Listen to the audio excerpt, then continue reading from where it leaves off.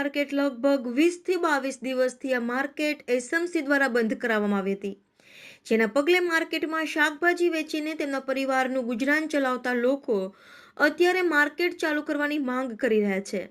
સરકારશ્રીને ખાસ વિનંતી છે કે માર્કેટ વહેલી તકે ચાલુ કરવા માંગ કરી રહ્યા છે. લોકો દ્વારા કહેવામાં આવ્યું છે કે સરકાર દ્વારા નિર્ણય લેવામાં નહીં આવે તો કલેક્ટર કચેરીએ આવેદનપત્ર આપવામાં આવશે.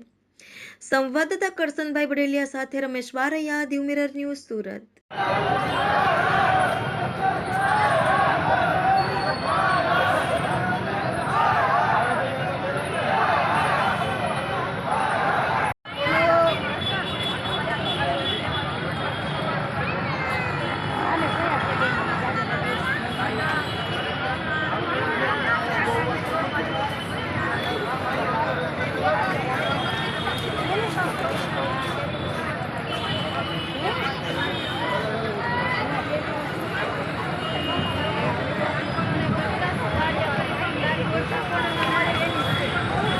નમસ્કાર મિત્રો, હું ફિરોઝ ઈરાની આજે તમને એક નવી વાત કરવા આવ્યો છું.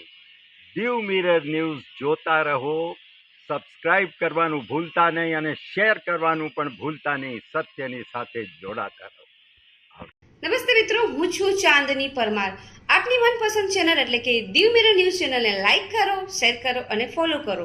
અને હા, તેમાં દરરોજ તાજા સમાચાર જોવાનું ભૂલશો નહીં. નમસ્કાર દર્શક મિત્રો, હું છું પાયલ બામભણિયા. આજના મુખ્ય સમાચાર, દેશ વિદેશ, ગુજરાત રાજ્યના તાજા બ્રેકિંગ સમાચાર નિહાળો દીવ મિરર ન્યૂઝ ચેનલ પર દરરોજ રેગ્યુલર.